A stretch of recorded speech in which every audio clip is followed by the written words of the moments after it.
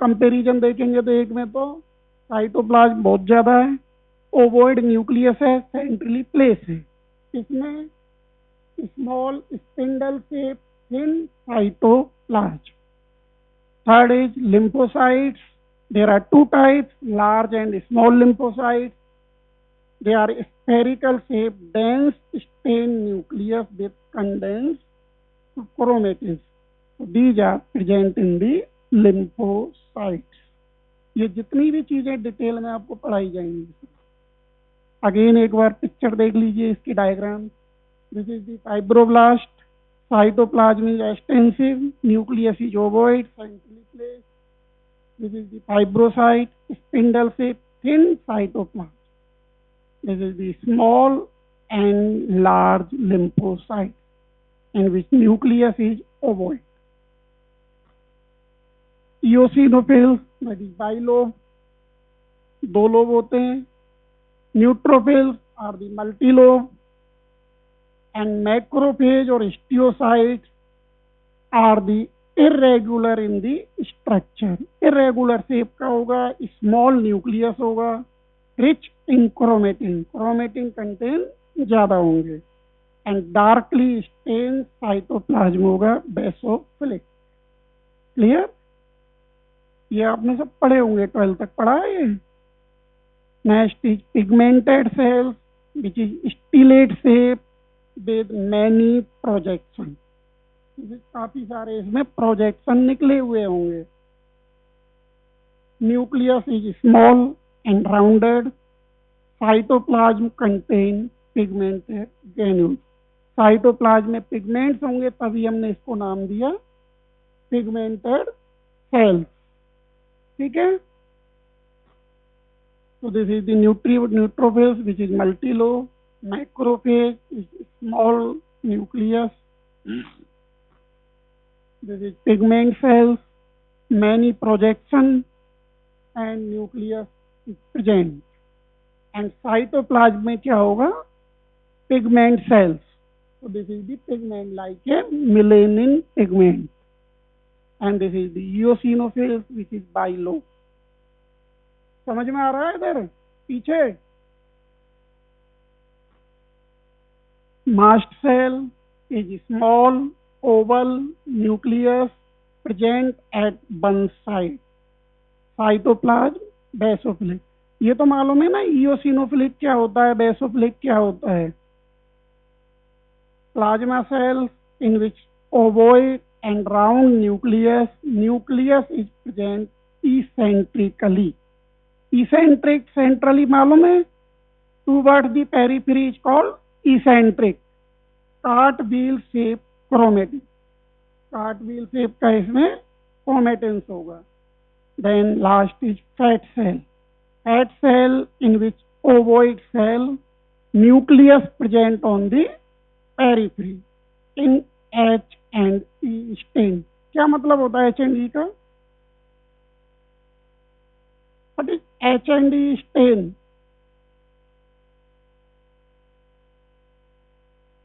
H and E stain की full form क्या है? Haematoxylin and eosin stain. Haematoxylin and eosin stain. Eosin is acidophilic, haematoxylin is a basophilic stand. Mesenchymal cells, that is called mucoid cells, in which stellate shaped cell and large oval nucleus present in the mesenchymal cell. तो आपको इतना कुछ नहीं करना, mainly तो आपको याद करना है टिश्यू क्या होता है, कनेक्टिव टिश्यू क्या होता है, क्या क्या उसके मेनली कंपोनेंट्स होते हैं. So this is the mast cell, this one is plasma cell. इसमें कार्टव्हील लाइक अपीयरेंस होती है. This is the mucoid cells, which is present in the umbilical cord. Then very important part is types of connective tissue or classification of the connective tissue. तो exam में question पूछा जाता है, enumerate the classification of connective tissue. So connective tissue is divided into three types: loose connective tissue, dense connective tissue, and specialized connective tissue. Loose connective tissue is further divided into areolar tissue, adipose tissue, and the reticular tissue. Dense connective tissue is divided into dense regular, dense irregular. मतलब एक तो regular एक ही shape में उसके fibre present है, एक irregular shape में. Then dense regular connective tissue is again divided into white fibrous connective tissue, yellow elastic tissue. दोनों में क्या डिफरेंस होगा? White fibrous and yellow elastic में एक में कोलेजन फाइबर्स मेनली प्रेजेंट होंगे, एक में इलास्टिक फाइबर प्रेजेंट होंगे. अगर इलास्टिक फाइबर प्रेजेंट होंगे तो कैसे हम आइडेंटिफाई करेंगे? येलो इस कलर के होंगे, लॉन्ग होंगे, थिन होंगे और लाइक ए नेटवर्क बनाएंगे.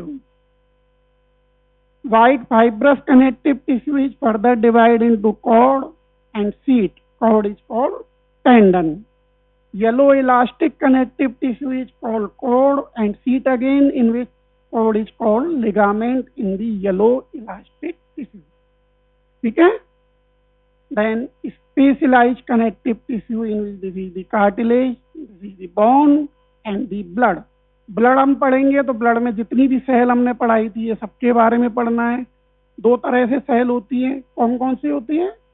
Granulocyte and A granulocyte. Granulocytes पता है जिनमें ग्रेन्यूल्स प्रेजेंट होते हैं साइटोप्लाज्म में. Name the granulocytes: eosinophils, basophils and neutrophils. And A granulocyte lymphocytes and monocytes. Then bone and cartilage.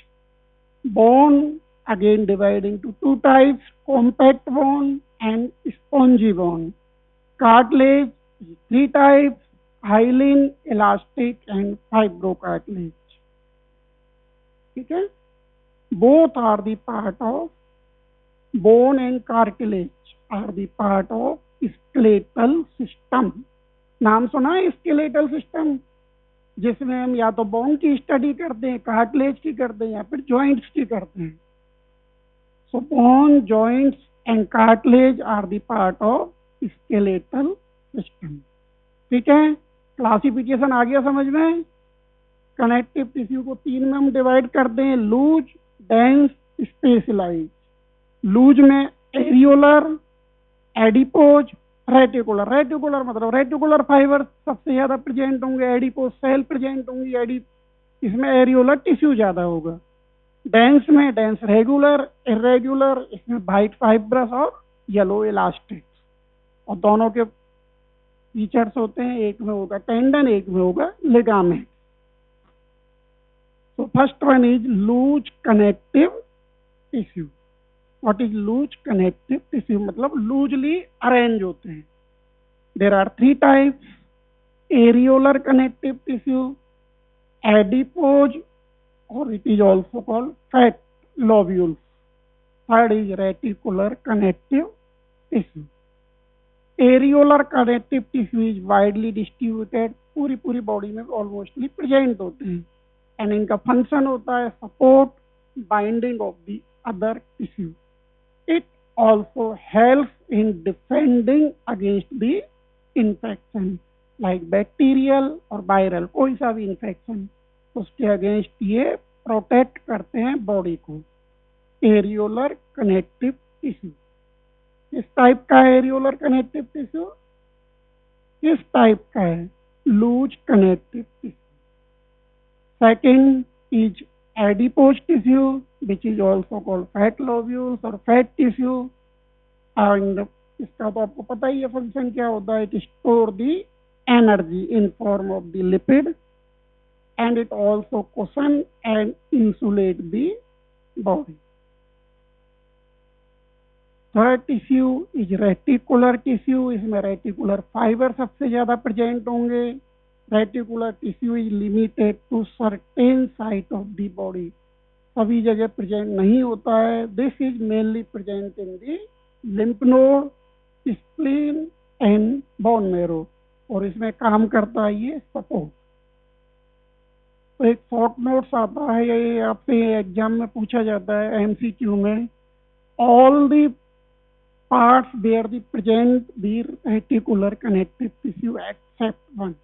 तो तीनों ये एग्जाम्पल हो जाएंगे। एक एग्जाम्पल दे दिया आपको, कोई सा भी दे दिया, जैसे एरियोलर कनेक्टिव टिश्यू का दे दिया किसी का, तो आपको और जितने भी हैं तो बॉडी में सभी जगह प्रेजेंट होते हैं एक्सेप्ट रेटिकुलर कनेक्टिव टिश्यू, जो कुछ ही जगह प्रेजेंट होता है, like lymph node, spleen and bone में।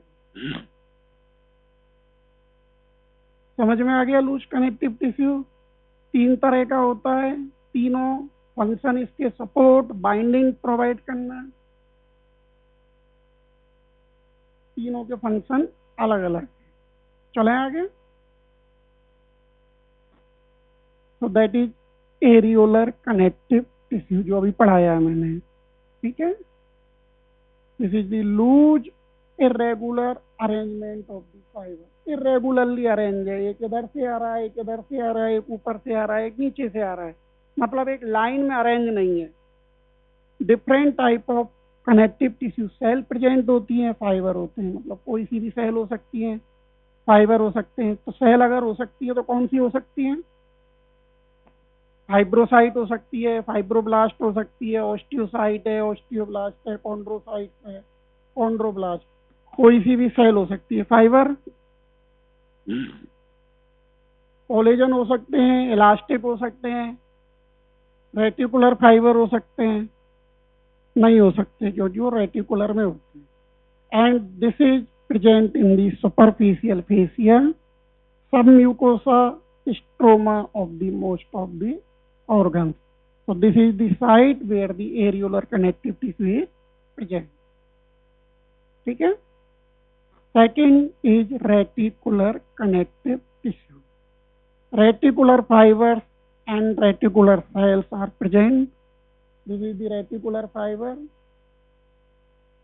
सेल आर स्टिलेट शेप में पढ़ाई चुका हूँ अभी। रेटिकुलर सेल कैसी होती है? स्टिलेट शेप की होती है।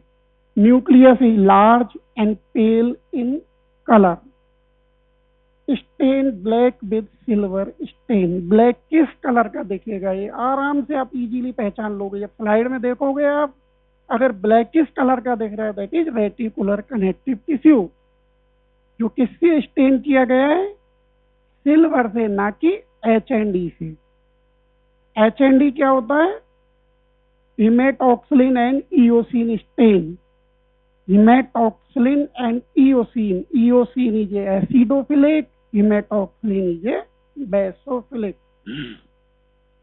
And reticular connective tissue is present in the stroma of the liver, spleen, ovary and the lymph node. Clear?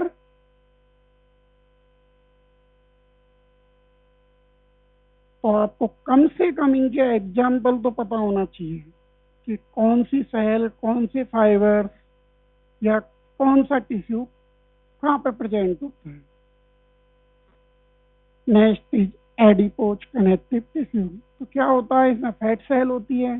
Fat cell में आपको पता ही है न्यूक्लियस कैसे होता है, कहाँ होता है? पेरीफ्री पे होता है, बीच में एम्प्टी होता है cytoplasm. So fat cells mainly present at two types, white adipose connective tissue and brown adipose connective tissue. White adipose connective tissue in which large size fat cell present, nucleus present at the periphery. It acts as a insulator and it is present in the abdominal wall and the mesentery. Mesentery word सुना है कहीं? कहाँ पर होती है mesentery? कहाँ होगी? कौन से पार्ट में होगी? थोरैक्स, एब्डोमेन, अपर लिम, लोअर लिम? एब्डोमेन में होती है, like large intestine, small intestine, जहाँ पे कवर रहती है उसको कहते हैं मेजेंट्री। तो हम जब भी डिसेक्शन करेंगे तब पढ़ेंगे, इसके बारे में दिखाएंगे आपको। Second is brown adipose connective tissue. In which small fat cell, उसमें थी लार्ज फैट सेल, इसमें है small, filled with many droplets of pigmented lipid, ठीक है, and nucleus present at the centre, ना कि पेरिफेरी। तो दोनों में main difference between the white and brown adipose connective tissue, it acts as a heat generator, and this adipose tissue is present in the interscapular axillary mediastinal region. क्लियर? पहला हो गया loose areolar connective tissue. Second dense. Dense दो तरह का था, dense regular and dense irregular. Dense regular connective tissue which consist of closely packed. Dense और loose का मतलब समझते हैं? डेंस का मतलब तो क्लोजली पैक्ड, लूज का मतलब इधर उधर बीच बीच में गैप प्रेजेंट है। ये तो दोनों में डिफरेंस। अब रेगुलर इरेगुलर। इरेगुलर मतलब फाइबर्स इरेगुलरली कुछ इधर से आ रहे हैं, कुछ इधर से, कुछ ऊपर से, कुछ नीचे से। इसमें रेगुलरली एक ही लाइन में, एक ही डायरेक्शन में अरेंज होंगे। So this consists of closely packed bundle of the collagen fibers which running in the same direction, like horizontally, vertically, obliquely, जैसे भी होंगे बट होंगे एक ही डायरेक्शन में जितने भी फाइबर्स हैं। And this tissue which form the tendon, aponeurosis and ligaments. Second is dense irregular connective tissue. Structurally दोनों सेम होते हैं, dense, regular and irregular.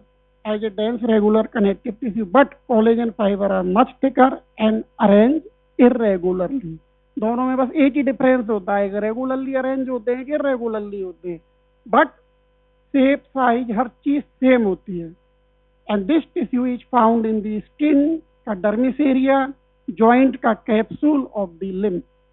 जो अपर लिम्ब लोअर लिम्ब के जितने भी जॉइंट्स होते हैं उनका कैप्सूलर जो एरिया होता है, which is developed from the dense irregular connective tissue.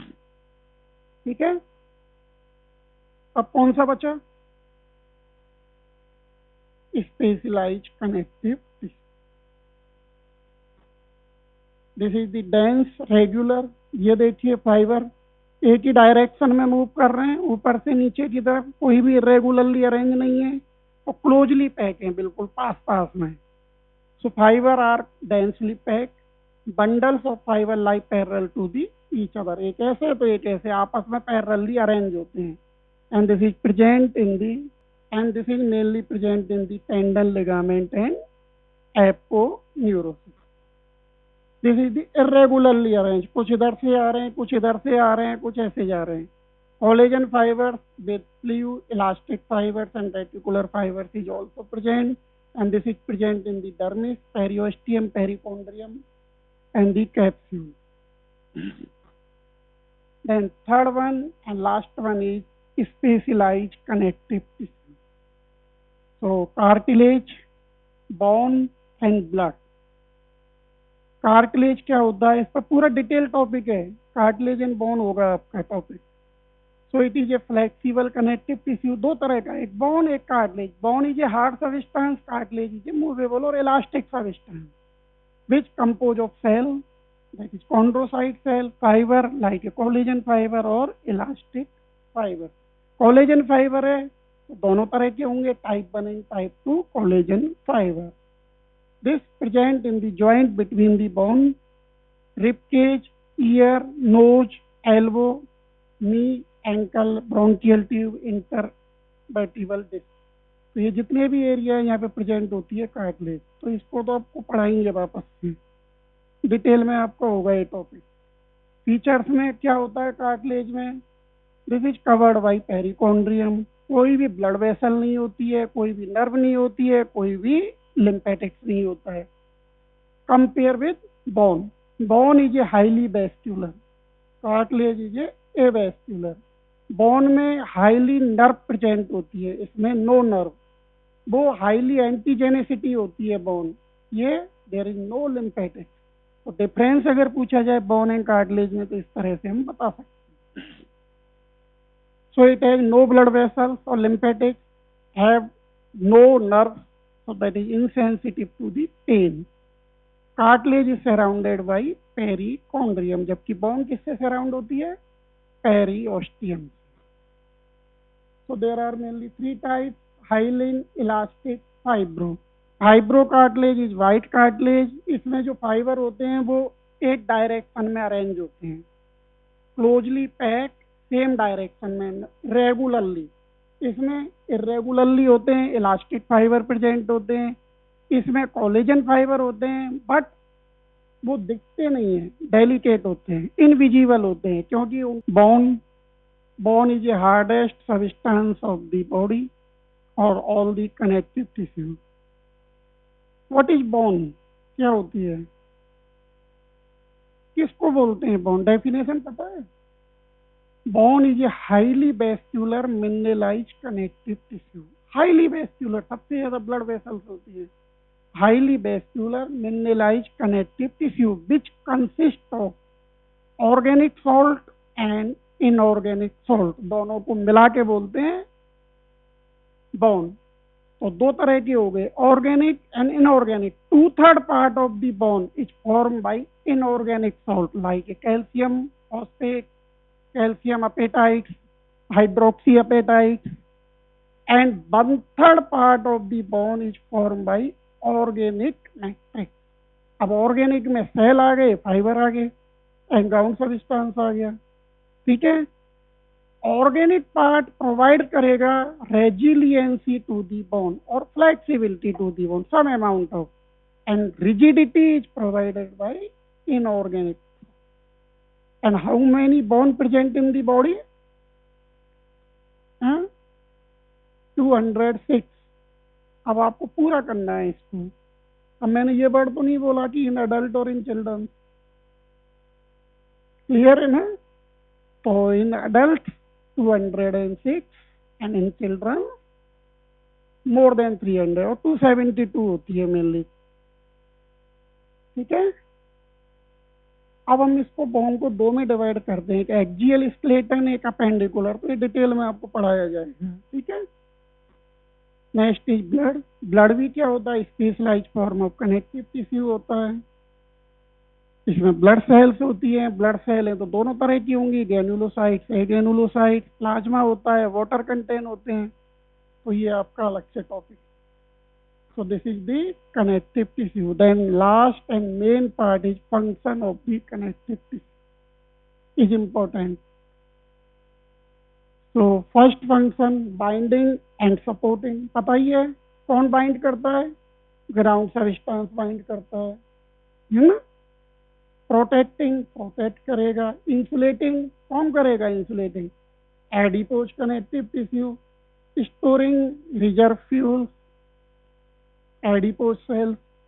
Transporting substance within the body and defending function against the bacterial infection.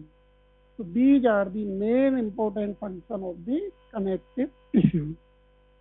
तो होपफुली आपको समझ में आ गया होगा connective tissue. What is tissue? What is connective tissue? What is types of tissue? Then connective tissue है तो उसमें 3 components हैं, cell, fibre, ground substance. Fibre है तो 3 तरह के fibre, collagen, elastic, reticular fibre. Then classification में loose connective tissue, dense connective tissue and specialise. Specialise में ब्लड, कार्टिलेज, बोन. डेंस में रेगुलर एंड इरेगुलर. ठीक है.